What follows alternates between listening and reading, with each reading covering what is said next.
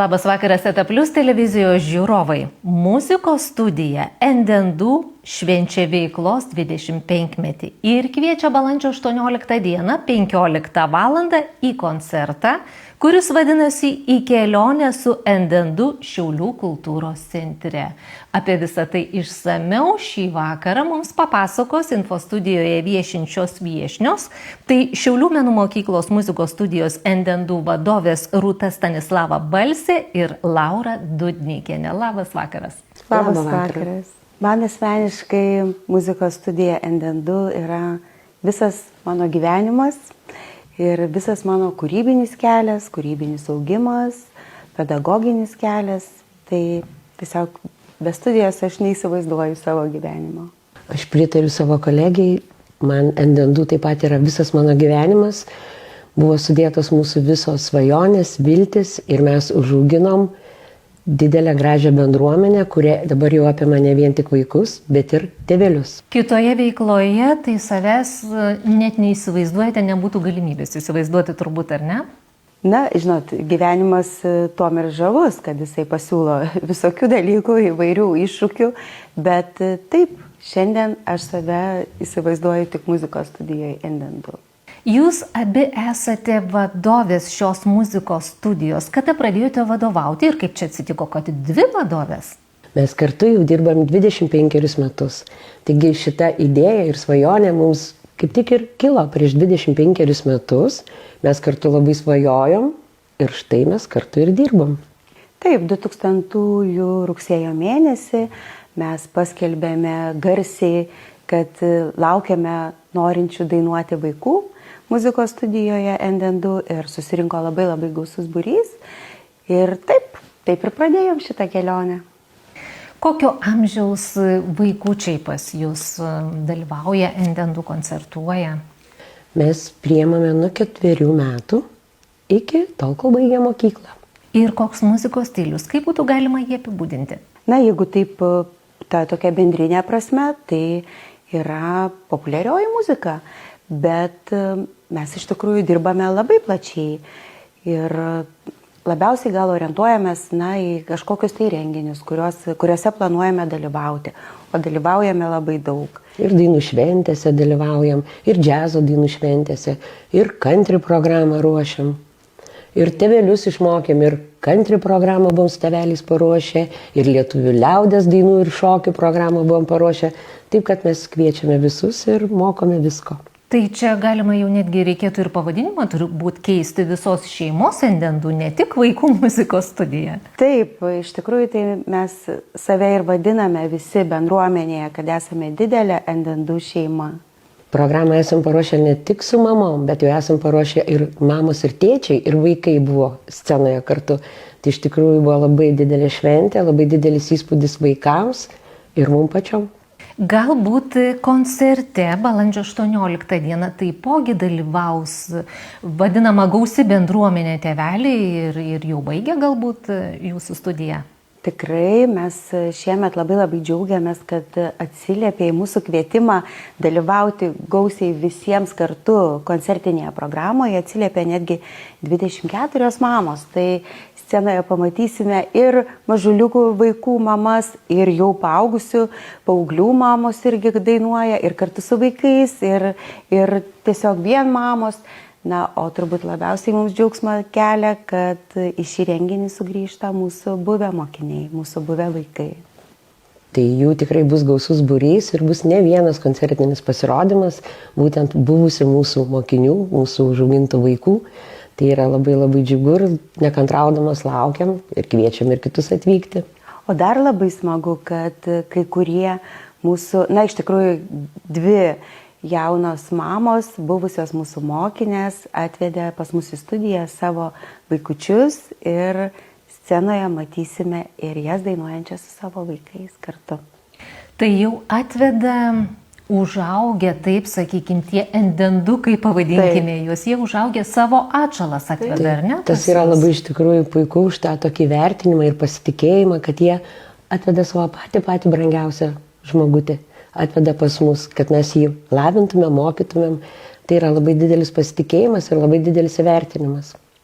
Ir jos atvedusios sako, mes tiesiog žinome, kad mūsų vaikai čia bus išgirsti, suprasti, kad su jais bus labai nuoširdžiai dirbama, bendraujama. Ir jos mums sako, mes labai pasitikim, todėl ir atvedėm savo vaikus. Pats didžiausias, geriausias įvertinimas turbūt mokytojai, ar ne? Taip. Tikrai taip. Galbūt keletą įsimintiniausių įvykių per tuos 25 metus. Na, įvykių buvo daug įsimintinų ir atrodo, kiekvienas yra labai nuostabus ir unikalus, bet man asmeniškai gal yra vis tik tai tokia įspūdingiausia, tai vat džiazo dainų šventė Klaipėdoje, kur buvo. Tai gal mums kaip šiauliečiams nelabai ta džiazo muzika tokia yra priimtina, kad masiškai žmonės eitų. O Klaipėda jau turi užauginusi savo klausytoją, tai tikrai buvo labai smagu ir mums dalyvauti, ir vaikams, ir matyti, kaip visas miestas džiaugiasi ir švenčia tą šventę. Taip kaip ir beje Kantri, Visagine, kai vyksta, tai irgi ten juk miestas, jau miestelėnai yra prisipirkę Kantri rūbų, aprangos ir jie tiesiog tą dieną išeina iš namų pasipuošę su tom skrybelėm ir kaubojiškais batais. Tai va, Klaipėda irgi turi labai savo gražią šventę, kuri mane labai sužavėjo.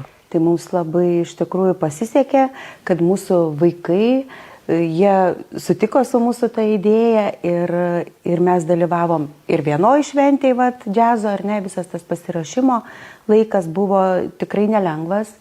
Daug darbo įdėjom ir vaikai labai daug stengiasi, mokėsi, bet rezultatas buvo labai įsimintinas ir visus labai pakylėjo. Ir lygiai taip pat mums pasisekė, kad mes išvažiavome į Visaginą, matėme visiškai kitokią šventę. Ir irgi taip pat ir subūrėm tėvelius ir mes ten aikštį šokom, Kantri šokius. Tikrai buvo labai smagu. Bet man galbūt labiausiai įsimintini dalykai buvo, kai mes ruošėmės ir su viena karta, išlydėdami ją savo atsisveikinimo koncertą ir su kita karta, tai visas tas pasiruošimo kelias, kai ir koncerte tu sėdi ir matai tos jau subrendusius žmonės, 12-okus, kurie išeina ir jie parodė tiesiog įspūdingas programas. Be to buvo atvykę Keistuolių teatro aktoriai, muzikantams jauniems pasisekė pagroti su profesionalais.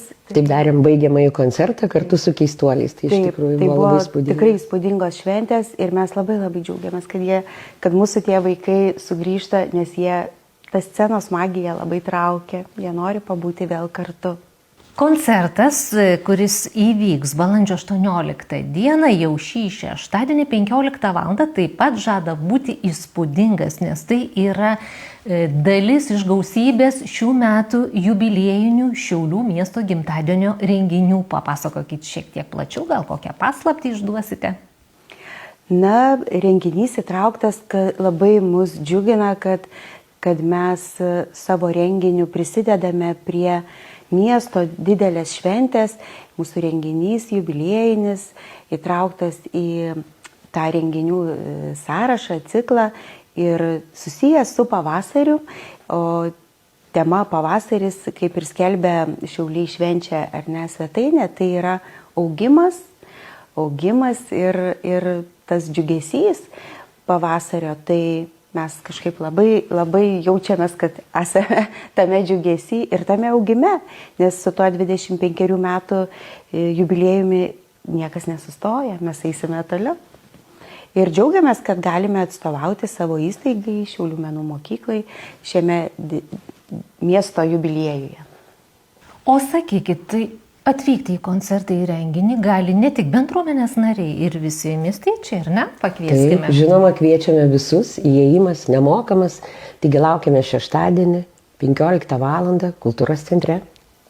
Laukiame ir kviečiame visus. Na, o pasibaigus koncertui renginiui, kaip galima prisijungti prie jūsų šaunios komandos šaunaus būrio?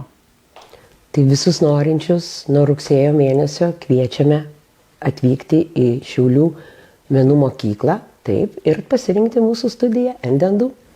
Na, o kol sulauksime rugsėjo mėnesio, dabar pasidžiaugkime gražią šventę, gražių jubiliejimų, tad būkite pasveikinti, būkite pasveikintos vadovės Endendų ir visa bendruomenė su 25-mečiu, mes dar sveikinsime ne kartą turbūt. Ir priminsiu Infostudijos žiūrovams, šį vakarą Infostudijoje svečiavosi Šiaulių menų mokyklos muzikos studijos Endendų vadovės Rūta Stanislava Balsė ir Laura Dudnikienė. Ačiū Jums, ačiū, kad darote tokius gražius dalykus. Ačiū. Dėkui.